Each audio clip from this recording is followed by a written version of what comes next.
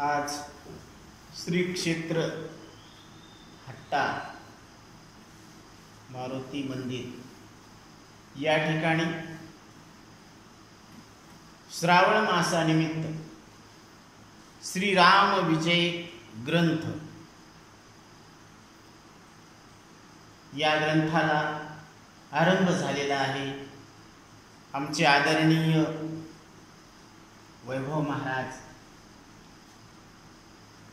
त्यांचे पिताश्री इथे उपस्थित आहेत। सोमनाथ महाराज सगळ्यांच्या सहकार्यानं आई वडील सद्गुरू यांच्या आशीर्वादाने आणि या ठिकाणी असलेलं जे दैवत आहे ते बजरंगबली हनुमंतराया यांच्या दरबारामध्ये श्रीराम कथा करण्याची ही सेवा आलेली आहे। हे आमचं परम भाग्य आहे। तर या ठिकाणी प्रभू रामचंद्रांच्या कृपेनेच हा श्रीराम विजय ग्रंथ श्रीधर कवींनी प्रसिद्ध केलेला आहे। प्रभू श्रीरामाच्या कृपेनेच काही टिपा प्रत्येक अध्यायाचा सारांश लिहिण्याचे भाग्य लाभलेले आहे। रामकथा ही सर्वांना अत्यंत आवडणारी आहे, कारण कथा ही मानवी जीवनातील व्यथा दूर करत असते, म्हणून तिची लोकप्रियता कधीही कमी होत नाही। बालपणापासून आपण रामकथा ऐकत असतो, तरी सुद्धा ही सुश्राव्य रामकथा पुन्हा पुन्हा ऐकावी असे आपणास वाटत असते। आबाल वृद्ध सर्वांना ओवीचा अर्थ कळण्यासाठी सुलभ टिपा दिलेल्या आहेत या ग्रंथामध्ये। मूळ ग्रंथातच सुलभ आहे, परंतु तो आणखी सुलभ करण्याचा प्रयत्न केलेला आहे। श्रीराम कथेतील उदात्त आदर्श हे सर्वांना आवडणारे आहेत। प्रभू रामचंद्राचा अवतार हा मानवी जीवनाच्या सर्वांगीण कल्याणासाठीच होतो। ज्याने हे संपूर्ण अफाट विश्व निर्माण केलेले आहे, ते अनेक रूपाने विश्वाचे कल्याण प्रयत्न करत असतात आणि रामराज्य कसे निर्माण होईल याचे वर्णन करत असतात। या ग्रंथामध्ये बालकांड, अयोध्याकांड, अरण्यकांड, किष्किंधाकांड, सुंदरकांड, युद्धकांड व उत्तरकांड असे विभाग आहेत। त्यामुळे लोकांना रामायण समजणे अतिशय सोपे जाते। वाटमारी करणारे वाल्याकुळी ते वाल्मिक ऋषी कसे झाले याचे सुंदर वर्णन प्रारंभी आलेले आहे। वाल्याकुळी कोण्या शाळेमध्ये गेली नाही, कोण्या महाविद्यालयामध्ये गेली नाही, कुठली डिग्री घेतली नाही, परंतु वाल्याकुळी ते महर्षी वाल्मिक ऋषी हा जो प्रवास आहे तो भक्तीच्या माध्यमातून आत्मसात केलेला आहे। हे आपल्याला कळवायचंय। कितीही पापी मनुष्य असला तरी श्री राम नामाने त्याच्या हृदयातील आत्माराम जागा होत असतो।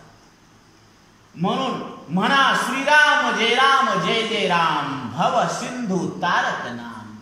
हे भव सिंधू जन्म मृत्यूच्या सागरातून पार नेणार हे नाम आहे। दोच अक्षराचे काम उच्चारावे राम राम। हे दोनच अक्षराचं काम आहे, राम आणि म। म्हणून व त्याच्या साह्याने सर्वत्र घनदाट भरलेला ईश्वर प्रत्यक्ष स्वरूपात दिसू लागतो। हरीची याद आसा हरिराही दिशा, भावी जैसा तैसा हरी एक। त्या भक्ताला ती नजर येत असते, प्रत्येक वस्तूमध्ये त्याला हरी दिसत असतो। भरला घनदाट हरी दिसे। यासाठी अखंडपणे रामनामाचे चिंतन करावे। श्रीराम हा एक वचनी एक पत्नी हे असे आपले आराध्य आहे। मुखाने रामनाम घेणे एक वेळ सोपे आहे, पण एक वचनी एक पत्नीचे व्रत पाळणे फार अवघड आहे। एक वचन एक दिवस सुद्धा पाळू शकत नाही आपण, पदोपदी आपल्याला खोटं बोलावं लागतं। आता मोबाईलचा वारा आहे तर घरात असलेला माणूस म्हणतो मी बाहेर गावी आहे, वचन पाळलं का? नाही। म्हणजे हे तर एका दिवसामध्ये किती वाचनं मोडतेत काही सांगता येत नाही। म्हणून एक वचनी एक पत्नी, एक पत्नी म्हणजे एक पत्नी असून जमणं याला एक पत्नी म्हणता येत नाही। एक पत्नी असून दुसऱ्या पत्नीचा विचार सुद्धा मनात येऊ नये, हे एक पत्नीचं लक्षण आहे. म्हणून एक वचनी एक पत्नीचे व्रत पालन करणे फार अवघड आहे. परंतु रामनामाच्या जपाने श्रीरामाची दिव्य कृपा प्राप्त होत असते आणि आपण काळाला जिंकू शकतो. म्हणून जगा काळ खाय आम्ही माथा दिला पाय. हे जगाला जिंकण्याची, काळाला जिंकण्याची कला जगद्गुरु तुकोबराय आपल्याला सांगतात. रावण हा पूजापाठ करणारा होता. रावण हे ब्राह्मण होते, वेदाचे ज्ञाते होते, वेद जाणत होते आणि शिवभक्त होते. देवाची त्यांनी भक्ती केली होती, परंतु त्याचे अंतःकरण शुद्ध नव्हते. अंतःकरण मात्र अशुद्ध होतं, शुद्ध नव्हतं. त्यामुळे त्याने सीतेचे हरण केले व आपल्या कुळाचा व स्वतःचा आपल्या हाताने नाश करून घेतला. स्वतःचा आणि कुळाचा नाश केला. कशामुळं? परस्त्रीला हरण केल्यामुळे. दुष्ट बुद्धी ठेवणाऱ्याचा नाश होतो. आजही दरवर्षी रावणाचा पुतळा निर्माण करून त्याला अग्नी देतात. हे दुष्ट कर्माचे फळ. रावण दहन म्हणजे काय? हे दुष्ट कर्म करणाऱ्याला दरवर्षी जाळतो.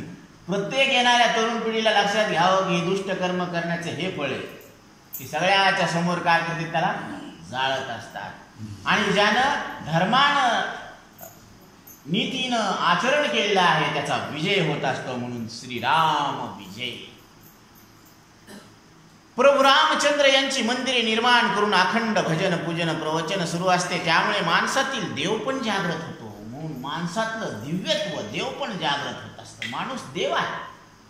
शोधिसी मानवा राऊळी मंदिरी नांदतो देव हा आपुल्या अंतरी. शोधिसी मानवा. प्रत्येक माणूस देव शोधायला, पण कुठं? रावळात शोधायला, मंदिरात शोधायला, बाकी सगळ्या ठिकाणी शोधायला लागला. पण माऊली सांगतात, तैसा हृदयामध्ये मी रामू असता सर्व सुखाचा आरामू.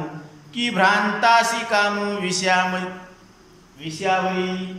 हृदयात राम प्रगट आहे, आत्ता राम आहे, इथं राम आहे आणि ते राम तुम्ही आहे अशी ओळख माऊली प्रत्येक मनुष्य देहात आलेल्या जीवाला करून देतात. पण प्रत्येकाची इच्छा कशावर आहे? परिभ्रांतासी कामू विषयावरी. पण भ्रांत लोकांची विषयामध्ये आसक्ती आहे. म्हणून बालपणापासून ही रामकथा ऐकत आलो. त्यातील सर्व आदर्श आपल्याला आवडतात. त्याच्याच कृपेने हा ग्रंथ पूर्ण होत आहे. या पृथ्वीचे नंदनवन बनवण्यासाठी माणसाच्या मनातील रावण बुद्धीचा नाश होऊन माणसातील रामतत्वाचा उदय होत असतो. दुष्ट बुद्धीचा नाश होतो आणि रामतत्वाचा उदय होत असतो. म्हणून देशात परदेशात अनेक रामाची मंदिरे सुद्धा उभारलेली आहेत. म्हणून यामध्ये पहिल्या अध्यायामध्ये बालकांड आहे. 1 ते 8 अध्याय. या 1 ते 8 अध्यायामध्ये बालकांड आहे. सर्वप्रथम श्रीधर कवींनी विघ्नहर्त्या गजाननास वंदन केलेले आहे. बुद्धीची देवी शारदा मातेस वंदन केलेले आहे. ज्ञानरूपी वसा देणाऱ्या गुरूंना वंदन केलेले आहे. आणि सीतापती श्रीरामचंद्र वंदन करून ग्रंथारंभ प्रारंभ होत आहे. फार वर्षापूर्वी वाल्याकोळी नामक एक दरोडेखोर होता. हा वाल्याकोळी लोकांना लुबाडत आपल्या कुटुंबाचे पालन पोषण करीत असे.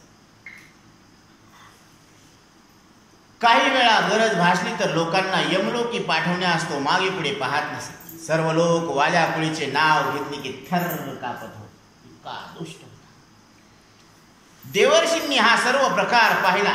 त्यांनी मनाशी ठरविले की आपण वाल्याकुळीला सन्मार्गाला लावायचे. एके दिवशी भ्रमंती करीत देवर्षी नारद मुनी आले. ते वाल्याकुळीस म्हणाले, तू ही वाईट कर्मे कुटुंबाचे पालन पोषण करण्यासाठी करतोस ना, पण तुझ्या घरातील लोक तुझ्या पापात सामील आहेत का? वाल्याकुळी देवर्षीची आज्ञा घेऊन घरी आला. तो आपल्या मुलांना व बायकोला विचारू लागला की मी माझ्या पापात तुम्ही सहभागी आहात ना? मी जी काही कमाई करतो ती पापानं करतो आणि त्या पापाचं फळ भोगण्यासाठी तुम्ही त्याच्यामध्ये सहभागी होताल ना? बायकोने व मुलांनी त्या साफ नकार दिला. वाल्या कुळीस पश्चाताप झाला. त्याला सर्व काही कळून चुकले. तो पळत पळत देवर्षीकडे गेला व साष्टांग नमस्कार केला. वाल्यापुळी म्हणाला, मला या पापातून उद्धार कसा होईल ते सांगा. देवर्षी म्हणाले, तू अखंडपणे श्रीराम जय राम जय जय राम या मंत्राचा जप कर, त्यामुळे तुझा उद्धार होईल. वाल्यापुळीने केलेल्या पापामुळे त्याला राम म्हणता येईना.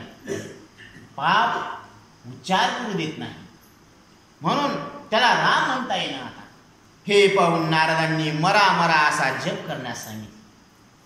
राम तर येईन पण त्याच्या उलट मरा मरा मरा असा जप करा म्हणले. देवर्षीचा आशीर्वाद घेऊन तपश्चर्येस प्रारंभ केला. नारदामुळे वाल्यापुळीचा उद्धार झाला. वाल्यापुळीचा वाल्मिकी ऋषी झाले. नारदांच्या विनंतीवरून महर्षी वाल्मिकी ऋषींनी श्रीरामाचे चरित्र रामायण या ग्रंथातून लिहिले. अशा पद्धतीनं राम नामाचा हा प्रताप आहे आणि हा प्रताप आपण पाहणार आहोत. म्हणून 1-2 मिनिटं आपण श्रीराम नामाचा जप करू. श्रीराम राम जय जय राम, श्रीराम जय राम जय जय राम, श्रीराम राम जय जय राम, श्रीराम जय राम जय जय राम, श्रीराम राम जय जय राम, श्रीराम जय राम जय जय राम, श्रीराम राम जय जय राम, श्रीराम जय राम जय जय राम, श्रीराम जय राम जय जय राम, श्रीराम जय राम जय जय राम, श्रीराम जय राम जय जय राम, श्रीराम जय राम जय जय राम, श्रीराम राम जय जय राम, श्रीराम जय राम जय जय राम, श्रीराम राम जय जय राम, श्रीराम जय राम जय जय राम, श्रीराम राम जय जय राम, श्रीराम जय राम जय जय राम, श्रीराम राम जय जय राम, श्रीराम जय राम जय जय राम, श्रीराम राम जय जय राम, श्रीराम जय राम जय जय राम, श्रीराम राम जय जय राम, श्रीराम जय राम जय जय राम, प्रभु रामचंद्र भगवान की जय. श्री गणेशाय नमः, श्री सरस्वती नमः, श्री गुरुभ्यो नमः, श्री सीतारामचंद्राभ्याम नमः. ओम नमोजी पुराण पुरुषा श्रीमद् मातर विलासा दिगंबरा विनाशा ब्रह्मानंदा जगद्गुरु. श्री गणेशाला, श्री सरस्वती मातेला, सद्गुरूंना, श्री सीतारामचंद्रांना नमस्कार करून ओम नमोजी पुराण पुरुषाला नमस्कार करतात. दिगंबरा विनाश ब्रह्मानंद असा जगद्गुरु असलेला जय जय जगद्वंद्या पूर्ण ब्रह्मा अज अजित आत्मया राम नीलग्रीव हृदय विश्रामा पूर्णानंदा परात्परा. जय जय माया चक्र चालका, या मायाच्या चक्राला चालविणारा तू त्यांचा स्वामी आहेस. मायातीता विरिचिंका सकळ चित्त परीक्षका निज जन रक्षा करुणारब्धी. सगळ्या चित्ताचं परीक्षण करत असत. न सांगता तुम्हा कळो येते अंतर, विश्वी विश्वांभर परिहारची न लागे. देवा, माझ्या चित्ताची अवस्था कशी आहे तुला न सांगता कळत असतं. म्हणून देव सर्वज्ञ आहे, सर्वशक्तिमान आहे आणि जीव अल्प आहे, अल्पज्ञ आहे, अल्पशक्तिमान आहे आणि याला 3.5 हाताचा हा देह मिळाला आहे. म्हणून जीव शिव दोन्ही हरिरूपी तरंग, सिंधू तो अभंग नेने हरी. जीव आता नाथ महाराज सांगतात, कल्पना विद्या तेने झाला जीव, मायोपाधी शिव बोली जेती, कल्पनेमुळं, अविद्येमुळं कल्पना केली, अज्ञानामुळं कल्पना केली, आणि कल्पनेला सत्य मानल्यामुळं त्याला जीव म्हणतात, आणि मायेची उपाधी लागल्यामुळं त्याला शिव म्हणतात. पण जीव आणि शिव दोन्ही हरिरूपी तरंग आहे, एकाच नाण्याच्या दोन बाजू आहे. म्हणून असा असलेला जो भगवान आहे, कमलोद्भव वैकुंठ कर्पूर गौर अंबिका गजवदन दिनकर, ही स्वरूपे तुझी साचार, तू निर्विकार सर्वदा. अंबिका माता, गजवदन दिनकर म्हणजे सूर्य, हे त्या एकाच हरीची रूप आहे. हरि अनंत, हरि कथा अनंत, हरिरूप अनंत, हरीचे रूप अनंत आहे.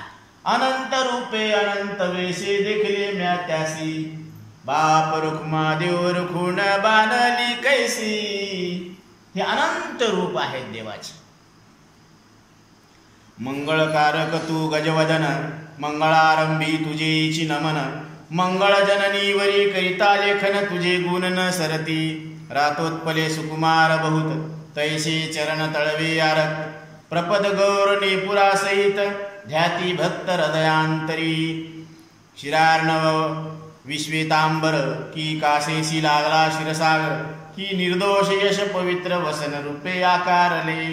अरुण संध्या राग मिश्रित, तैसी उठे दिसे आरक्त, की मंदराचळ सिंधुरे चर्चित, चारी हस्त विराजती. चारी हाता आहेत, एका हातामध्ये कमळ आहे, एकामध्ये गदा आहे. शंख चक्र गदा पद्म आहे ना. म्हणून या पद्धतीनं चतुर्भुज देव आहे. लक्ष्मी सहित नारायण तिथं उभा आहे. भक्तांचा मनोवारण आणि वार, नावरीची कदा साचार, तो आकर्षावया निर्धार, विवेकांकुश धरियेला, विवेकाचा अंकुश धरलेला आहे भगवंता. भावे जी शरण येती अज्ञानजन, जे भाव भक्ती युक्त अंतकरणानं देवाला शरण जातात. नावरीची त्याचे छेदावया अविद्या विपिन, त्याच्या ठिकाणी असलेल्या अज्ञानाचा नाश करण्यासाठी, यालागी ऊर्ध्व फरश धरून सिद्ध गजानन सर्वदा. यामुळे तो फरश आपला काय करतो, ऊर्ध्व ऊर्ध्व मुखे आळविला सोहम शब्दाचा नाद. ऊर्ध्वो मूलम मदशाखम अश्वत्थम प्राहुरव्ययम. ऊर्ध्व ह्या वृक्षाची मुळं खाली आहे आणि पानं फुलं वरी आहे. पण हा संसार वृक्ष असा आहे की ज्याची मूळ वरे आहेत आणि पानं फुलं खाली. असा उलटा वृक्ष आहे हा संसाराचा. म्हणून भगवान 15व्या अध्यायामध्ये सांगतात, ऊर्ध्वमूलम अधशाखम अश्वत्थम प्राहुरव्ययम. म्हणून हा आपला फरश काय करतो, गजानन भगवान ऊर्ध्ववृत्तीनं करून त्या अज्ञानावर वार करत असतो. हाती झळके लीला कमळ, हातामध्ये लिहिलेनं कमळ झळकत आहे, जे अमलान न विटे सर्व काळ, ज्याचा कधी वीट येत नाही. तेने पुजवितशी भक्त प्रेमळ, जे का निर्मळ अंतर्बाह्य, जे अंतकरणात अंतर्बाह्य निर्मळ आहे, ज्याचं मन निर्मळ आहे. निर्मळ चित्ते झाले नवनीते, पाषाण पाजर फुटतीरी. म्हणून असा असलेला निर्मळ भक्त त्या देवाला ध्यान धारण करतो आणि गणेश त्याच्यावर कृपा करतात. जैसे कल्पांत विजेची उमाळे, तैसे अलंकारांगी मिरवले, नक्षत्र पुंज गुणी ओविले, ओवी मुक्ताहार डोलती. हृदयाकाशी सुरेख पदक झाला तो मृगांक, क्षेरहित निष्कलंक निज सुखे सुरवाडला. भक्तांशी विघ्ने येती प्रचंड. सत्कर्म करत असताना भक्ताच्या जीवनामध्ये अनेक विघ्न येत असतात, अडचणी येत असतात. परंतु त्या अडचणींना, विघ्नांना नाश करणारे हे विघ्न हरता. सुख करता दुःख हरता, वार्ता विघ्नाची, नुरवी पूर्वी प्रेम कृपा जयाची. सुख करता दुःख हरता, दुःखाचं हरण करणारे आहेत. विघ्न हरता गणेश म्हटलेला आहे. आणि हे आपल्या भक्तांच्या जीवनातील विघ्न दूर करतात. ती जो आगळी शुंडादंडे, कल्पांत विजूचे निपाळे एकदंत झळकत असे. एकदंत म्हणून त्यांची गौरव करण्यात आलेला आहे.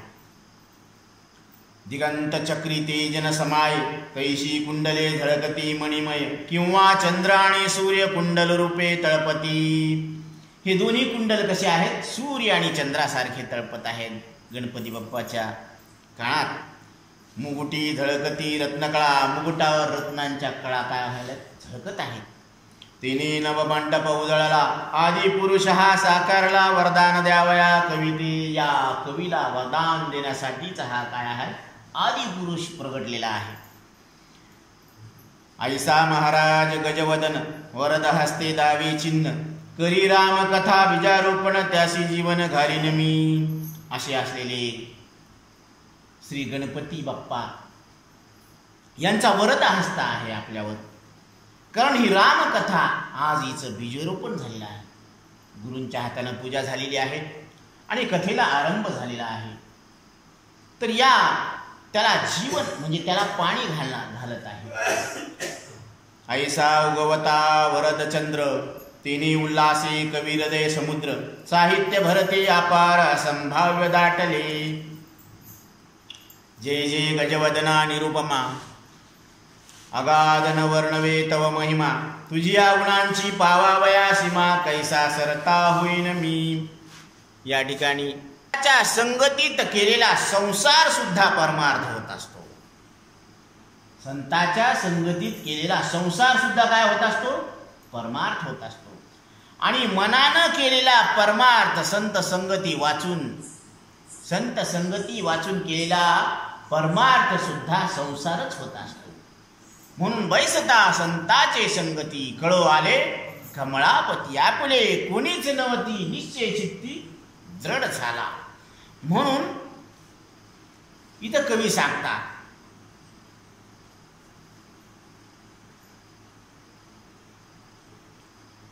वर नसता व्यर्थ वऱ्हाड.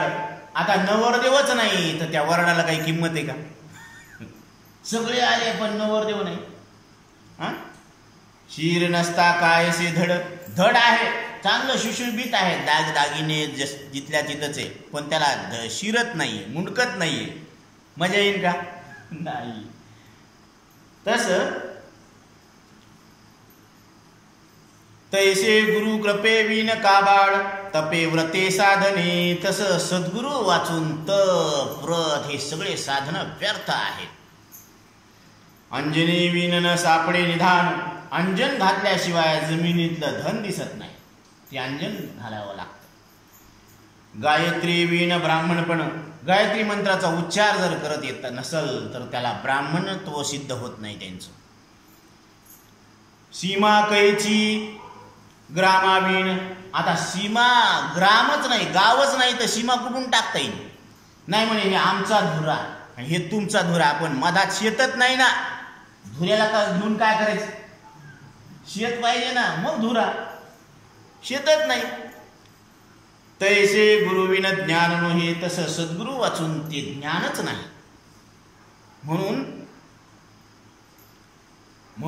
तन मन धनेशी अनन्य. म्हणून तन मन धनानं अनन्य भावानं सद्गुरूला शरण जायला पाहिजे. ब्रह्मानंद स्वामी शरण आरंभिली श्रीराम कथा गहन ग्रंथ संपूर्ण सिद्धी पाहू. म्हणून ब्रह्मानंद स्वामीला आम्ही शरण आलेलो आहोत, कारण आरंभ झालेला आहे श्रीराम कथेला आणि ग्रंथ हा पूर्ण सिद्धीला जावो अशी सद्गुरूच्या चरणी प्रार्थना आहे. अशा पद्धतीनं